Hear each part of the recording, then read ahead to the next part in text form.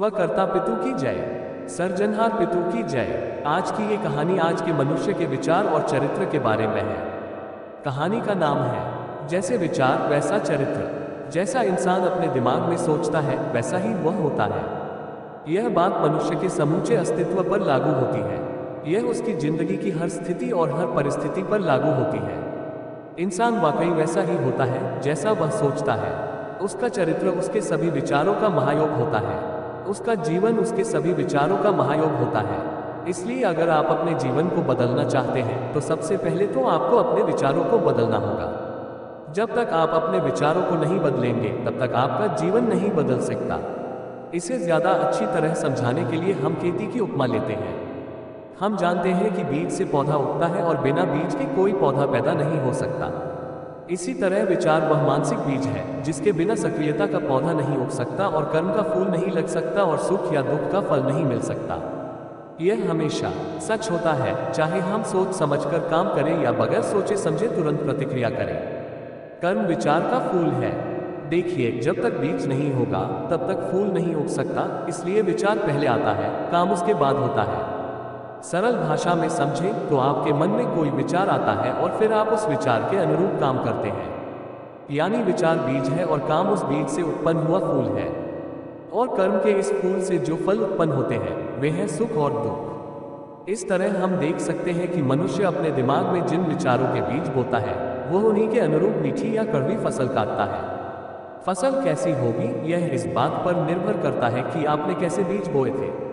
अगर आपने करेले के बीज बोए थे तो आप आम के फलों की उम्मीद कैसे कर सकते हैं। इस सिद्धांत को अपने जीवन में लागू करके देखें और अगर आप आम के फल खाना चाहते हैं तो आम के बीज ही बोए।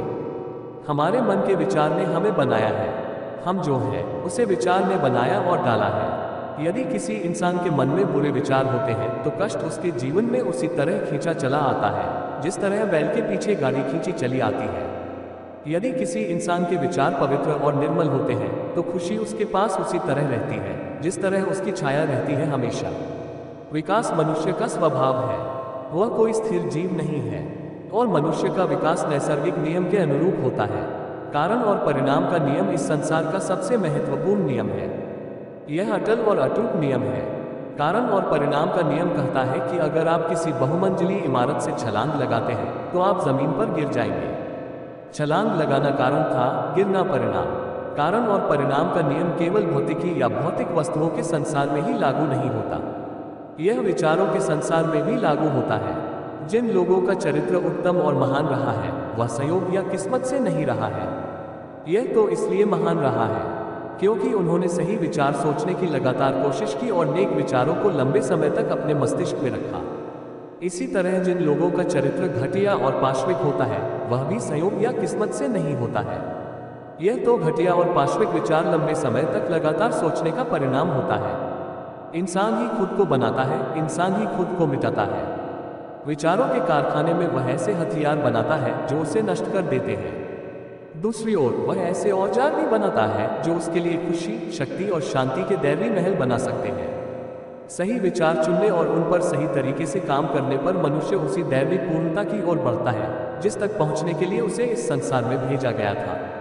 गलत विचार चुनने और उन पर गलत अमल करने से मनुष्य पशु के स्तर तक गिर जाता है। इन दोनों गतियों के बीच चरित्र के कई भेद भी होते हैं, लेकिन एक बात पूरी तरह स्पष्ट है, हर स्थिति और परिस्थिति में इंसान ही अपनी तकदीर बनाता है और अपने जीवन को अपने विचारों के सांचे में डालता है। आधुनिक युग में बहुत सी मनोवैज्ञानिक सच्चाइयां सामने आई हैं, लेकिन उनमें से कोई भी इतनी ज्यादा प्रभावी नहीं है।